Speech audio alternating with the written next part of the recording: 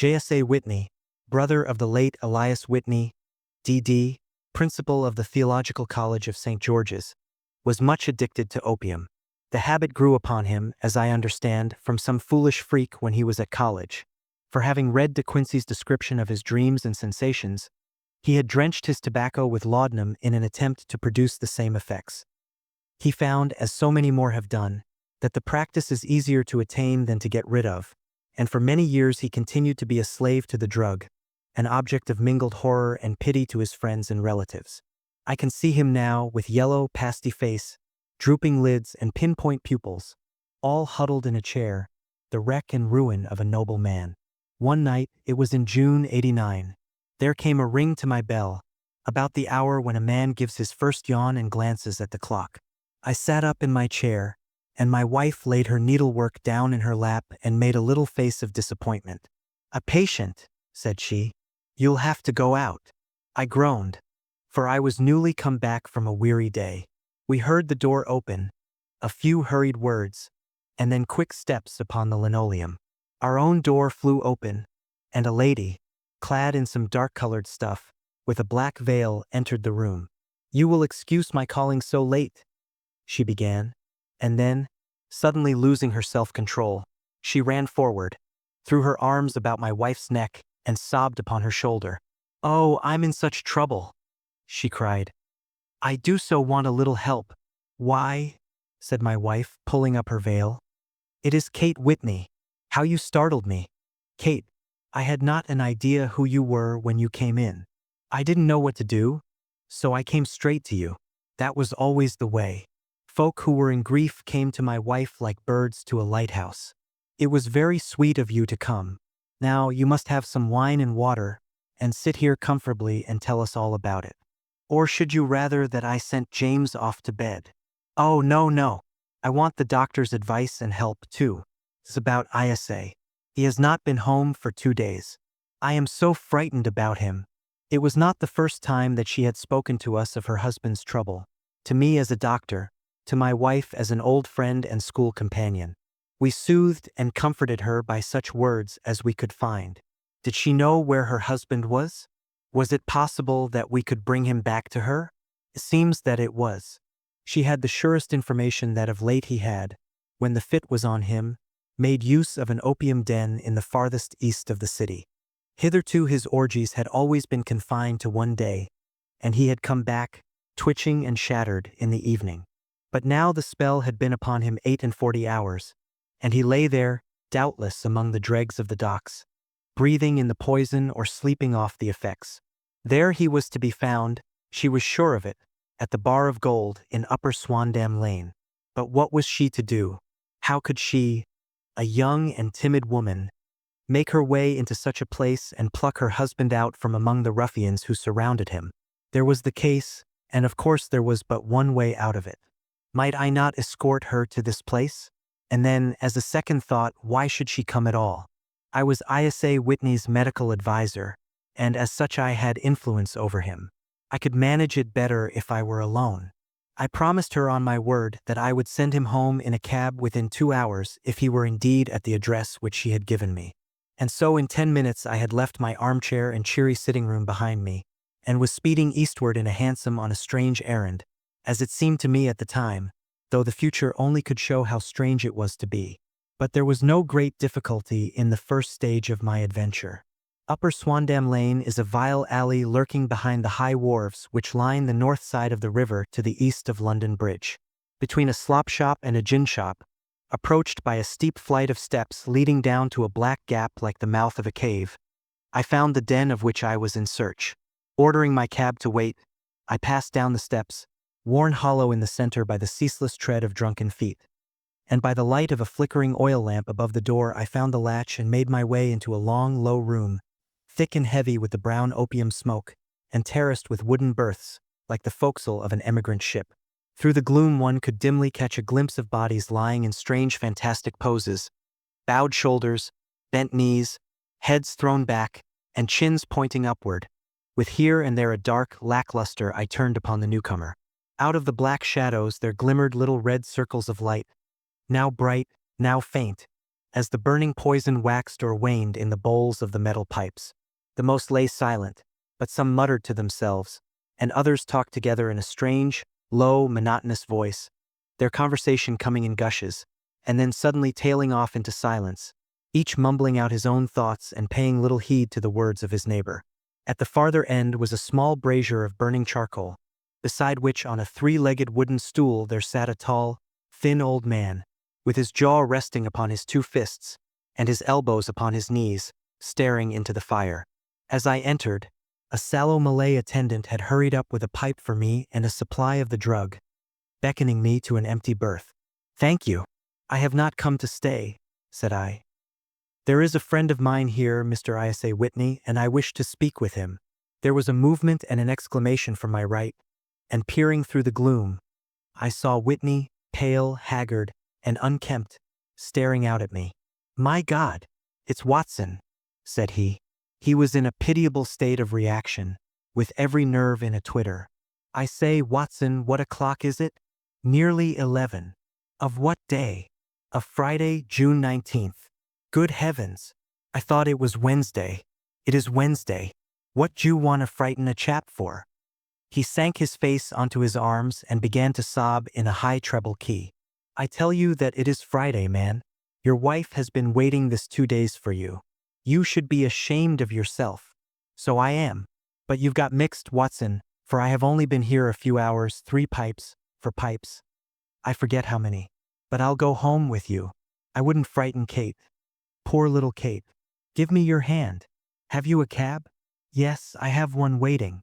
"Then I shall go in it. But I must owe something." "Find what I owe, Watson. I am all off color. I can do nothing for myself." I walked down the narrow passage between the double row of sleepers, holding my breath to keep out the vile, stupefying fumes of the drug, and looking about for the manager. As I passed the tall man who sat by the brazier, I felt a sudden pluck at my skirt, and a low voice whispered, "Walk past me, and then look back at me." The words fell quite distinctly upon my ear. I glanced down. They could only have come from the old man at my side, and yet he sat now as absorbed as ever, very thin, very wrinkled, bent with age, an opium pipe dangling down from between his knees, as though it had dropped in sheer lassitude from his fingers. I took 2 steps forward and looked back. It took all my self-control to prevent me from breaking out into a cry of astonishment. He had turned his back so that none could see him but I. His form had filled out, his wrinkles were gone, the dull eyes had regained their fire, and there, sitting by the fire and grinning at my surprise, was none other than Sherlock Holmes. He made a slight motion to me to approach him, and instantly, as he turned his face half round to the company once more, subsided into a doddering, loose-lipped senility. "Holmes," I whispered, "what on earth are you doing in this den?" "As low as you can," he answered. "I have excellent ears. If you would have the great kindness to get rid of that sottish friend of yours, I should be exceedingly glad to have a little talk with you. I have a cab outside. Then pray send him home in it. You may safely trust him, for he appears to be too limp to get into any mischief. I should recommend you also to send a note by the cabman to your wife to say that you have thrown in your lot with me. If you will wait outside, I shall be with you in 5 minutes." It was difficult to refuse any of Sherlock Holmes' requests, for they were always so exceedingly definite, and put forward with such a quiet air of mastery. I felt, however, that when Whitney was once confined in the cab my mission was practically accomplished, and for the rest, I could not wish anything better than to be associated with my friend in one of those singular adventures which were the normal condition of his existence. In a few minutes I had written my note, paid Whitney's bill, led him out to the cab, and seen him driven through the darkness. In a very short time a decrepit figure had emerged from the opium den, and I was walking down the street with Sherlock Holmes. For 2 streets he shuffled along with a bent back and an uncertain foot. Then, glancing quickly round, he straightened himself out and burst into a hearty fit of laughter. "I suppose, Watson," said he, "that you imagine that I have added opium smoking to cocaine injections, and all the other little weaknesses on which you have favored me with your medical views. I was certainly surprised to find you there, but not more so than I to find you. I came to find a friend, and I to find an enemy. An enemy? Yes, one of my natural enemies, or, shall I say, my natural prey. Briefly, Watson, I am in the midst of a very remarkable inquiry, and I have hoped to find a clue in the incoherent ramblings of these sots, as I have done before now. Had I been recognized in that den, my life would not have been worth an hour's purchase, for I have used it before now for my own purposes, and the rascally Lascar who runs it has sworn to have vengeance upon me. There is a trapdoor at the back of that building, near the corner of Paul's Wharf, which could tell some strange tales of what has passed through it upon the moonless nights. What? You do not mean bodies? Aye, bodies, Watson. We should be rich men if we had £1,000 for every poor devil who has been done to death in that den.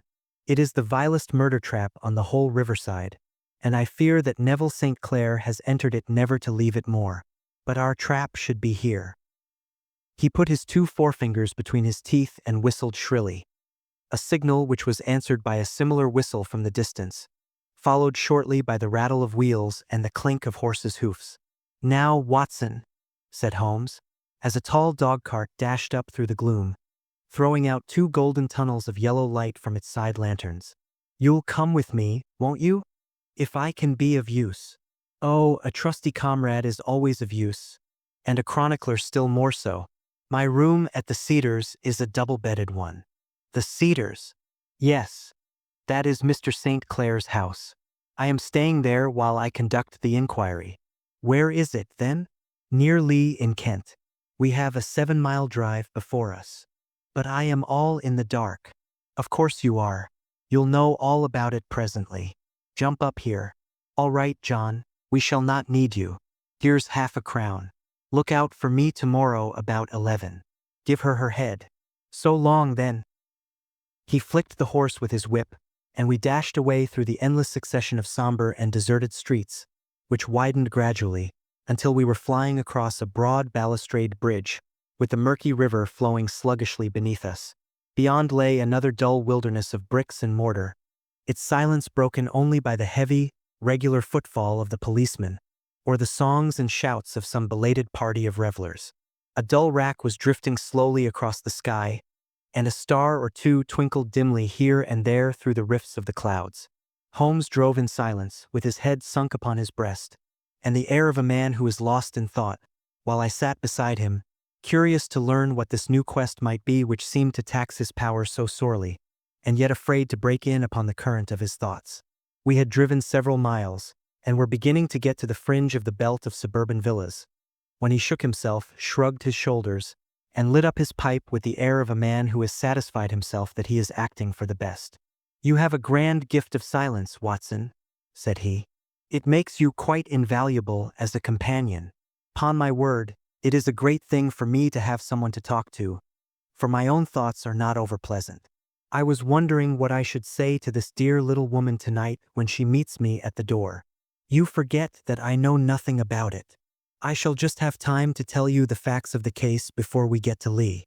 Seems absurdly simple, and yet, somehow I can get nothing to go upon. There's plenty of thread, no doubt, but I can't get the end of it into my hand. Now, I'll state the case clearly and concisely to you, Watson, and maybe you can see a spark where all is dark to me. Proceed, then. Some years ago, to be definite, in May 1884, there came to Lee a gentleman, Neville St. Clair by name, who appeared to have plenty of money. He took a large villa, laid out the grounds very nicely, and lived generally in good style. By degrees he made friends in the neighborhood, and in 1887 he married the daughter of a local brewer, by whom he now has 2 children. He had no occupation, but was interested in several companies and went into town as a rule in the morning, returning by the 5.14 from Cannon Street every night. Mr. St. Clair is now 37 years of age, is a man of temperate habits, a good husband, a very affectionate father, and a man who is popular with all who know him. I may add that his whole debts at the present moment, as far as we have been able to ascertain, amount to £88 tens, while he has £220 standing to his credit in the Capital and Counties Bank. There is no reason, therefore, to think that money troubles have been weighing upon his mind. Last Monday Mr. Neville St. Clair went into town rather earlier than usual, remarking before he started that he had 2 important commissions to perform, and that he would bring his little boy home a box of bricks. Now, by the merest chance, his wife received a telegram upon this same Monday, very shortly after his departure, to the effect that a small parcel of considerable value which she had been expecting was waiting for her at the offices of the Aberdeen Shipping Company. Now, if you are well up in your London, you will know that the office of the company is in Fresno Street, which branches out of Upper Swandam Lane, where you found me tonight. Mrs. St. Clair had her lunch, started for the city, did some shopping, proceeded to the company's office, got her packet, and found herself at exactly 4.35 walking through Swandam Lane on her way back to the station. Have you followed me so far? It is very clear. If you remember, Monday was an exceedingly hot day, and Mrs. St. Clair walked slowly, glancing about in the hope of seeing a cab, as she did not like the neighborhood in which she found herself. While she was walking in this way down Swandam Lane, she suddenly heard an ejaculation or cry, and was struck cold to see her husband looking down at her and, as it seemed to her, beckoning to her from a second-floor window. The window was open, and she distinctly saw his face, which she describes as being terribly agitated. He waved his hands frantically to her, and then vanished from the window so suddenly that it seemed to her that he had been plucked back by some irresistible force from behind. One singular point which struck her quick feminine eye was that although he wore some dark coat, such as he had started to town in, he had on neither collar nor necktie. Convinced that something was amiss with him, she rushed down the steps, for the house was none other than the opium den in which you found me tonight, and running through the front room she attempted to ascend the stairs which led to the first floor. At the foot of the stairs, however, she met this Lascar scoundrel of whom I have spoken, who thrust her back and, aided by a Dane, who acts as assistant there, pushed her out into the street. Filled with the most maddening doubts and fears, she rushed down the lane and, by rare good fortune, met in Fresno Street a number of constables with an inspector, all on their way to their beat. The inspector and two men accompanied her back, and in spite of the continued resistance of the proprietor, they made their way to the room in which Mr. St. Clair had last been seen. There was no sign of him there. In fact, in the whole of that floor there was no one to be found save a crippled wretch of hideous aspect, who, it seems, made his home there. Both he and the Lascar stoutly swore that no one else had been in the front room during the afternoon. So determined was their denial that the inspector was staggered, and had almost come to believe that Mrs. St. Clair had been deluded when, with a cry, she sprang at a small deal box which lay upon the table and tore the lid from it. Out there fell a cascade of children's bricks. It was the toy which he had promised to bring home. This discovery, and the evident confusion which the cripple showed, made the inspector realize that the matter was serious. The rooms were carefully examined, and results all pointed to an abominable crime. The front room was plainly furnished as a sitting room and led into a small bedroom, which looked out upon the back of one of the wharves. Between the wharf and the bedroom window is a narrow strip, which is dry at low tide but is covered at high tide with at least 4.5 feet of water. The bedroom window was a broad one and opened from below. On examination, traces of blood were to be seen upon the windowsill, and several scattered drops were visible upon the wooden floor of the bedroom. Thrust away behind a curtain in the front room were all the clothes of Mr. Neville St. Clair, with the exception of his coat. His boots, his socks, his hat, and his watch, all were there. There were no signs of violence upon any of these garments, and there were no other traces of Mr. Neville St. Clair. Out of the window he must apparently have gone, for no other exit could be discovered, and the ominous bloodstains upon the sill gave little promise that he could save himself by swimming, for the tide was at its very highest at the moment of the tragedy. And now as to the villains who seemed to be immediately implicated in the matter. The Lascar was known to be a man of the vilest antecedents, but as, by Mrs. St. Clair's story, he was known to have been at the foot of the stair within a very few seconds of her husband's appearance at the window, he could hardly have been more than an accessory to the crime. His defense was one of absolute ignorance, and he protested that he had no knowledge as to the doings of Hugh Boone, his lodger, and that he could not account in any way for the presence of the missing gentleman's clothes. So much for the Lascar manager. Now for the sinister cripple who lives upon the second floor of the opium den, and who was certainly the last human being whose eyes rested upon Neville St. Clair. His name is Hugh Boone, and his hideous face is one which is familiar to every man who goes much to the city. He is a professional beggar, though in order to avoid the police regulations he pretends to a small trade in wax vestas. Some little distance down Threadneedle Street, upon the left-hand side, there is, as you may have remarked, a small angle in the wall. Here it is that this creature takes his daily seat, cross-legged with his tiny stock of matches on his lap, and as he is a piteous spectacle, a small rain of charity descends into the greasy leather cap which lies upon the pavement beside him.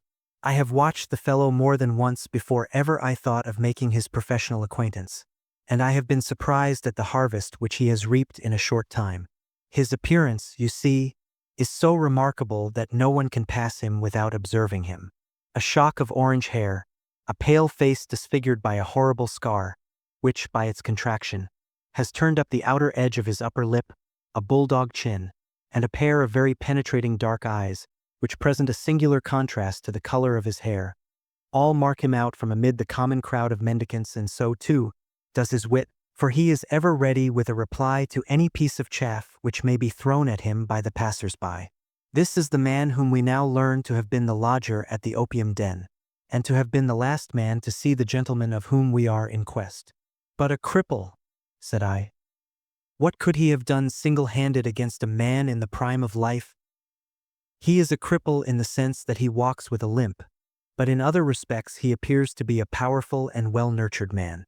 Surely your medical experience would tell you, Watson, that weakness in one limb is often compensated for by exceptional strength in the others. Pray continue your narrative.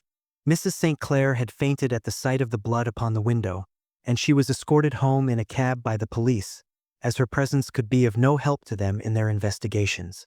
Inspector Barton, who had charge of the case, made a very careful examination of the premises, but without finding anything which threw any light upon the matter. One mistake had been made in not arresting Boone instantly, as he was allowed some few minutes during which he might have communicated with his friend the Lascar, but this fault was soon remedied, and he was seized and searched without anything being found which could incriminate him. There were, it is true, some bloodstains upon his right shirt sleeve, but he pointed to his ring finger, which had been cut near the nail, and explained that the bleeding came from there, adding that he had been to the window not long before, and that the stains which had been observed there came doubtless from the same source. He denied strenuously having ever seen Mr. Neville St. Clair, and swore that the presence of the clothes in his room was as much a mystery to him as to the police did as to Mrs. St. Clair's assertion that she had actually seen her husband at the window. He declared that she must have been either mad or dreaming. He was removed, loudly protesting, to the police station, while the inspector remained upon the premises in the hope that the ebbing tide might afford some fresh clue. And it did, though they hardly found upon the mudbank what they had feared to find. It was Neville St. Clair's coat, and not Neville St. Clair, which lay uncovered as the tide receded. And what do you think they found in the pockets? I cannot imagine. No, I don't think you would guess. Every pocket stuffed with pennies and halfpennies, 421 pennies and 270 halfpennies. It was no wonder that it had not been swept away by the tide. But a human body is a different matter. There is a fierce eddy between the wharf and the house. It seemed likely enough that the weighted coat had remained when the stripped body had been sucked away into the river. But I understand that all the other clothes were found in the room. Would the body be dressed in a coat alone? No, sir, but the facts might be met speciously enough. Suppose that this man Boone had thrust Neville St. Clair through the window. There is no human eye which could have seen the deed. What would he do then?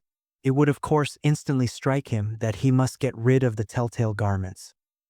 He would seize the coat, then, and be in the act of throwing it out, when it would occur to him that it would swim and not sink.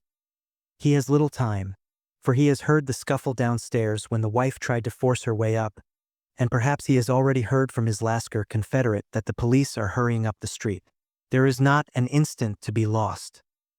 He rushes to some secret hoard, where he has accumulated the fruits of his beggary, and he stuffs all the coins upon which he can lay his hands into the pockets to make sure of the coat's sinking. He throws it out, and would have done the same with the other garments had not he heard the rush of steps below, and only just had time to close the window when the police appeared. It certainly sounds feasible. Well, we will take it as a working hypothesis for want of a better. Boone, as I have told you, was arrested and taken to the station, but it could not be shown that there had ever before been anything against him. He had for years been known as a professional beggar, but his life appeared to have been a very quiet and innocent one. There the matter stands at present, and the questions which have to be solved, what Neville St. Clair was doing in the opium den, what happened to him when there, where is he now, and what Hugh Boone had to do with his disappearance, are all as far from a solution as ever. I confess that I cannot recall any case within my experience which looked at the first glance so simple, and yet which presented such difficulties. While Sherlock Holmes had been detailing this singular series of events, we had been whirling through the outskirts of the great town until the last straggling houses had been left behind, and we rattled along with a country hedge upon either side of us. Just as he finished, however, we drove through 2 scattered villages, where a few lights still glimmered in the windows. "We are on the outskirts of Lee," said my companion. "We have touched on 3 English counties in our short drive, starting in Middlesex, passing over an angle of Surrey, and ending in Kent. See that light among the trees? That is the Cedars, and beside that lamp sits a woman whose anxious ears have already, I have little doubt, caught the clink of our horses' feet." "But why are you not conducting the case from Baker Street?" I asked. "Because there are many inquiries which must be made out here. Mrs. St. Clair has most kindly put 2 rooms at my disposal, and you may rest assured that she will have nothing but a welcome for my friend and colleague. I hate to meet her, Watson, when I have no news of her husband. Here we are." Whoa there, whoa! We had pulled up in front of a large villa which stood within its own grounds. A stable boy had run out to the horse's head, and springing down, I followed Holmes up the small, winding gravel drive which led to the house. As we approached, the door flew open, and a little blonde woman stood in the opening, clad in some sort of light mousseline de soie, with a touch of fluffy pink chiffon at her neck and wrists. She stood with her figure outlined against the flood of light, one hand upon the door, one half raised in her eagerness, her body slightly bent, her head and face protruded, with eager eyes and parted lips, a standing question. "Well?" she cried. "Well?" And then, seeing that there were 2 of us, she gave a cry of hope which sank into a groan as she saw that my companion shook his head and shrugged his shoulders. "No good news. None. No bad. No, thank God for that. But come in. You must be weary, for you have had a long day. This is my friend, Dr. Watson. He has been of most vital use to me in several of my cases, and a lucky chance has made it possible for me to bring him out and associate him with this investigation." "I am delighted to see you," said she, pressing my hand warmly. "You will, I am sure, forgive anything that may be wanting in our arrangements, when you consider the blow which has come so suddenly upon us." "My dear madam," said I am an old campaigner, and if I were not I can very well see that no apology is needed. If I can be of any assistance, either to you or to my friend here, I shall be indeed happy." "Now, Mr. Sherlock Holmes," said the lady as we entered a well-lit dining room, upon the table of which a cold supper had been laid out, "I should very much like to ask you 1 or 2 plain questions, to which I beg that you will give a plain answer." "Certainly, madam. Do not trouble about my feelings. I am not hysterical nor given to fainting. I simply wish to hear your real opinion." "Upon what point? In your heart of hearts, do you think that Neville is alive?" Sherlock Holmes seemed to be embarrassed by the question. "Frankly now," she repeated, standing upon the rug and looking keenly down at him as he leaned back in a basket chair. "Frankly then, madam, I do not." "You think that he is dead?" "I do." "Murdered?" "I don't say that. Perhaps." "And on what day did he meet his death?" "On Monday." "Then perhaps, Mr. Holmes, you will be good enough to explain how it is that I have received a letter from him today." Sherlock Holmes sprang out of his chair as if he had been galvanized. "What?" he roared. "Yes, today." She stood smiling, holding up a little slip of paper in the air. "May I see it?" "Certainly." He snatched it from her in his eagerness, and smoothing it out upon the table, he drew over the lamp and examined it intently. I had left my chair and was gazing at it over his shoulder. The envelope was a very coarse one and was stamped with the Gravesend postmark and with the date of that very day, or rather of the day before, for it was considerably after midnight. "Coarse writing," murmured Holmes. Surely this is not your husband's writing, madam. No, but the enclosure is. I perceive also that whoever addressed the envelope had to go and inquire as to the address. How can you tell that? The name, you see, is in perfectly black ink, which has dried itself. The rest is of the grayish color, which shows that blotting paper has been used. If it had been written straight off and then blotted, none would be of a deep black shade. This man has written the name, and there has then been a pause before he wrote the address, which can only mean that he was not familiar with it. It is, of course, a trifle, but there is nothing so important as trifles. Let us now see the letter. Ha! There has been an enclosure here. Yes, there was a ring. His signet ring.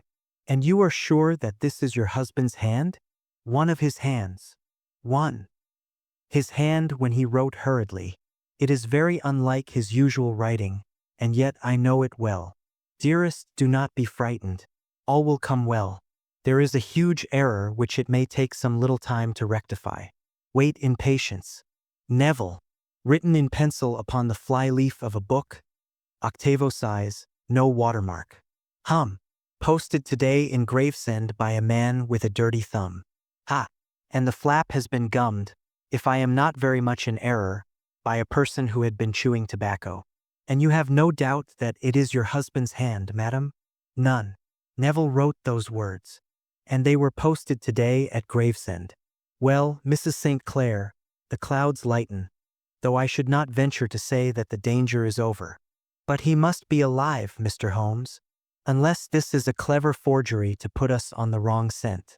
The ring, after all, proves nothing. It may have been taken from him. No. It is his very own writing. Very well. It may, however, have been written on Monday and only posted today. That is possible. If so, much may have happened between. Oh, you must not discourage me, Mr. Holmes. I know that all is well with him. There is so keen a sympathy between us that I should know if evil came upon him. On the very day that I saw him last, he cut himself in the bedroom, and yet I in the dining room rushed upstairs instantly with the utmost certainty that something had happened. Do you think that I would respond to such a trifle and yet be ignorant of his death? I have seen too much not to know that the impression of a woman may be more valuable than the conclusion of an analytical reasoner. And in this letter you certainly have a very strong piece of evidence to corroborate your view. But if your husband is alive and able to write letters, why should he remain away from you? I cannot imagine. It is unthinkable. And on Monday he made no remarks before leaving you? No. And you were surprised to see him in Swandam Lane? Very much so. Was the window open? Yes. Then he might have called to you? He might.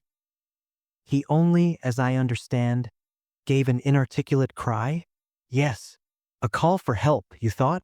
Yes. He waved his hands. But it might have been a cry of surprise. Astonishment at the unexpected sight of you might cause him to throw up his hands. It is possible. And you thought he was pulled back? He disappeared so suddenly.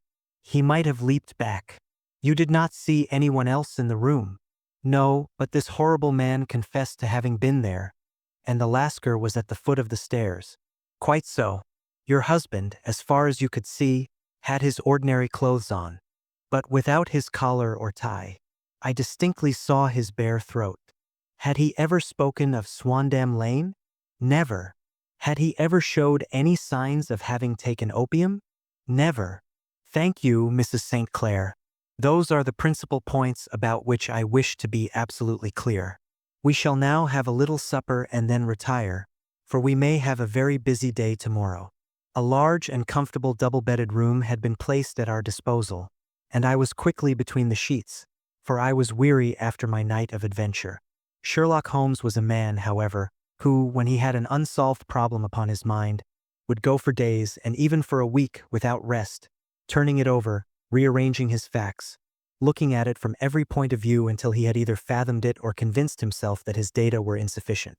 It was soon evident to me that he was now preparing for an all-night sitting. He took off his coat and waistcoat, put on a large blue dressing gown, and then wandered about the room collecting pillows from his bed and cushions from the sofa and armchairs. With these he constructed a sort of Eastern divan, upon which he perched himself cross-legged, with an ounce of shag tobacco and a box of matches laid out in front of him. In the dim light of the lamp I saw him sitting there, an old briar pipe between his lips, his eyes fixed vacantly upon the corner of the ceiling, the blue smoke curling up from him, silent, motionless, with the light shining upon his strong, set aquiline features. So he sat as I dropped off to sleep, and so he sat when a sudden ejaculation caused me to wake up, and I found the summer sun shining into the apartment. The pipe was still between his lips, the smoke still curled upward, and the room was full of a dense tobacco haze, but nothing remained of the heap of shag which I had seen upon the previous night. "Awake, Watson?" he asked. "Yes. Game for a morning drive?" "Certainly." "Then dress. No one is stirring yet, but I know where the stable boy sleeps, and we shall soon have the trap out." He chuckled to himself as he spoke, his eyes twinkled, and he seemed a different man to the somber thinker of the previous night. As I dressed I glanced at my watch. It was no wonder that no one was stirring. It was 25 minutes past 4. I had hardly finished when Holmes returned with the news that the boy was putting in the horse. "I want to test a little theory of mine," said he, pulling on his boots. "I think, Watson, that you are now standing in the presence of one of the most absolute fools in Europe. I deserve to be kicked from here to Charing Cross. But I think I have the key of the affair now." "And where is it?" I asked, smiling. "In the bathroom," he answered. "Oh, yes, I am not joking," he continued, seeing my look of incredulity.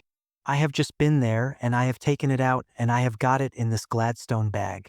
Come on, my boy, and we shall see whether it will not fit the lock." We made our way downstairs as quietly as possible, and out into the bright morning sunshine. In the road stood our horse and trap, with the half-clad stable boy waiting at the head. We both sprang in, and away we dashed down the London road. A few country carts were stirring, bearing in vegetables to the metropolis, but the lines of villas on either side were as silent and lifeless as some city in a dream. "It has been in some points a singular case," said Holmes, flicking the horse on into a gallop. "I confess that I have been as blind as a mole, but it is better to learn wisdom late than never to learn it at all." In town the earliest risers were just beginning to look sleepily from their windows as we drove through the streets of the Surrey side. Passing down the Waterloo Bridge Road we crossed over the river, and dashing up Wellington Street wheeled sharply to the right and found ourselves in Bow Street. Sherlock Holmes was well known to the force, and the two constables at the door saluted him. One of them held the horse's head while the other led us in. "Who is on duty?" asked Holmes. "Inspector Bradstreet, sir." "Ah, Bradstreet, how are you?" A tall, stout official had come down the stone-flagged passage, in a peaked cap and frogged jacket. "I wish to have a quiet word with you, Bradstreet." "Certainly, Mr. Holmes. Step into my room here." It was a small, office-like room with a huge ledger upon the table, and a telephone projecting from the wall. The inspector sat down at his desk.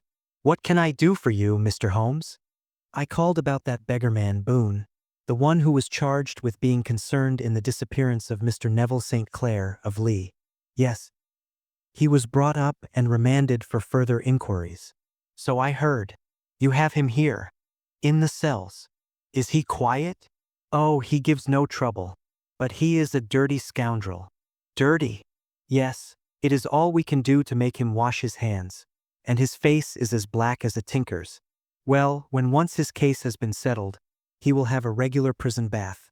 And I think if you saw him, you would agree with me that he needed it." "I should like to see him very much." "Would you? That is easily done. Come this way. You can leave your bag." "No, I think that I'll take it." "Very good. Come this way, if you please." He led us down a passage, opened a barred door, passed down a winding stair, and brought us to a whitewashed corridor with a line of doors on each side. "The third on the right is his," said the inspector. "Here it is." He quietly shot back a panel in the upper part of the door and glanced through. "He is asleep," said he. "You can see him very well." We both put our eyes to the grating. The prisoner lay with his face towards us, in a very deep sleep, breathing slowly and heavily. He was a middle-sized man, coarsely clad as became his calling, with a colored shirt protruding through the rent in his tattered coat. He was, as the inspector had said, extremely dirty, but the grime which covered his face could not conceal its repulsive ugliness. A broad wheal from an old scar ran right across it from eye to chin, and by its contraction had turned up one side of the upper lip, so that 3 teeth were exposed in a perpetual snarl. A shock of very bright red hair grew low over his eyes and forehead. "He's a beauty, isn't he?" said the inspector. "He certainly needs a wash," remarked Holmes. "I had an idea that he might, and I took the liberty of bringing the tools with me." He opened the Gladstone bag as he spoke, and took out, to my astonishment, a very large bath sponge. "He, you are a funny one," chuckled the inspector. "Now, if you will have the great goodness to open that door very quietly, we will soon make him cut a much more respectable figure." "Well, I don't know why not," said the inspector. "He doesn't look a credit to the Bow Street cells, does he?" He slipped his key into the lock, and we all very quietly entered the cell. The sleeper half turned, and then settled down once more into a deep slumber. Holmes stooped to the water jug, moistened his sponge, and then rubbed it twice vigorously across and down the prisoner's face. "Let me introduce you," he shouted, "to Mr. Neville St. Clair of Lee in the county of Kent. Never in my life have I seen such a sight." The man's face peeled off under the sponge like the bark from a tree. Gone was the coarse brown tint. Gone, too, was the horrid scar which had seamed it across, and the twisted lip which had given the repulsive sneer to the face. A twitch brought away the tangled red hair, and there, sitting up in his bed, was a pale, sad-faced, refined-looking man, black-haired and smooth-skinned, rubbing his eyes and staring about him with sleepy bewilderment. Then, suddenly realizing the exposure, he broke into a scream and threw himself down with his face to the pillow. "Great heavens!" cried the inspector. "It is, indeed, the missing man. I know him from the photograph." The prisoner turned with the reckless air of a man who abandons himself to his destiny. "Be it so," said he. "And pray what am I charged with?" "With making away with Mr. Neville St. Oh, come, you can't be charged with that unless they make a case of attempted suicide of it," said the inspector with a grin. "Well, I have been 27 years in the force, but this really takes the cake. If I am Mr. Neville St. Clair, then it is obvious that no crime has been committed, and that, therefore, I am illegally detained." "No crime, but a very great error has been committed," said Holmes. "You would have done better to have trusted your wife." "It was not the wife, it was the children," groaned the prisoner. "God help me, I would not have them ashamed of their father. My God, what an exposure! What can I do?" Sherlock Holmes sat down beside him on the couch and patted him kindly on the shoulder. "If you leave it to a court of law to clear the matter up," said he, "of course you can hardly avoid publicity. On the other hand, if you convince the police authorities that there is no possible case against you, I do not know that there is any reason that the details should find their way into the papers. Inspector Bradstreet would, I am sure, make notes upon anything which you might tell us and submit it to the proper authorities.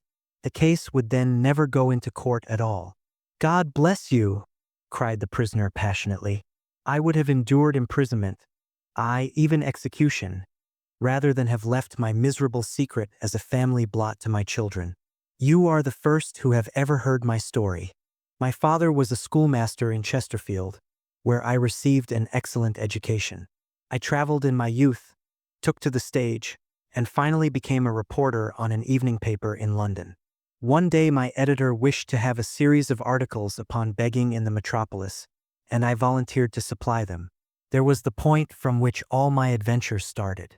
It was only by trying begging as an amateur that I could get the facts upon which to base my articles. When an actor I had, of course, learned all the secrets of making up, and had been famous in the green room for my skill. I took advantage now of my attainments. I painted my face, and to make myself as pitiable as possible I made a good scar and fixed one side of my lip in a twist by the aid of a small slip of flesh-colored plaster. Then, with a red head of hair and an appropriate dress, I took my station in the business part of the city, ostensibly as a match seller but really as a beggar. For 7 hours I plied my trade, and when I returned home in the evening I found to my surprise that I had received no less than 20 SAXs for D. I wrote my articles and thought little more of the matter until, some time later, I backed a bill for a friend and had a writ served upon me for £25.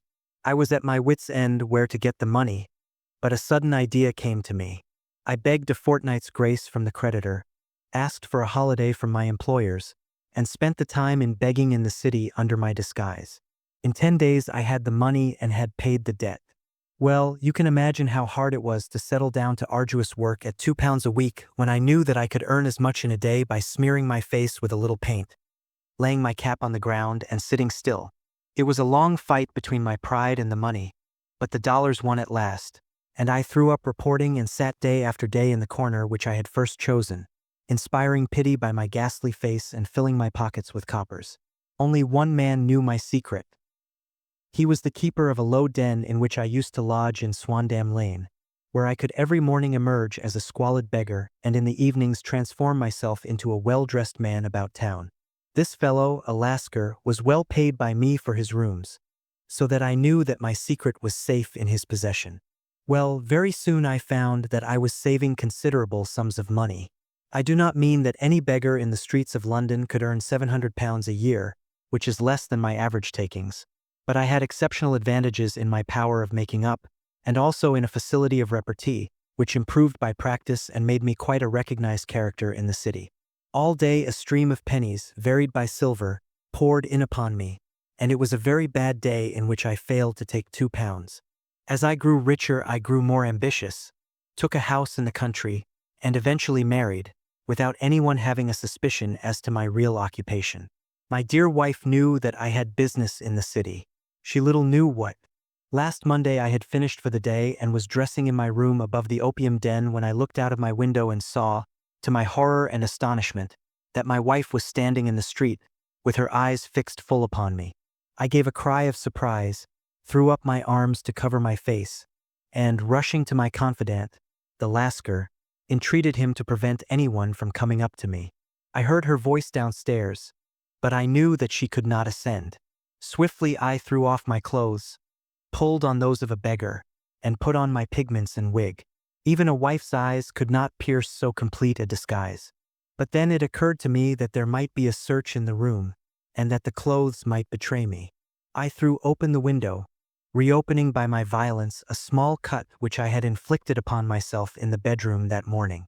Then I seized my coat, which was weighted by the coppers which I had just transferred to it from the leather bag in which I carried my takings. I hurled it out of the window, and it disappeared into the Thames.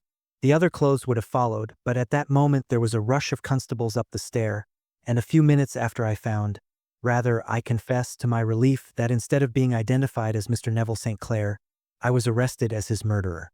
I do not know that there is anything else for me to explain.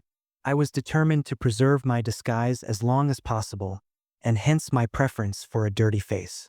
Knowing that my wife would be terribly anxious, I slipped off my ring and confided it to the Lascar at a moment when no constable was watching me, together with a hurried scrawl, telling her that she had no cause to fear.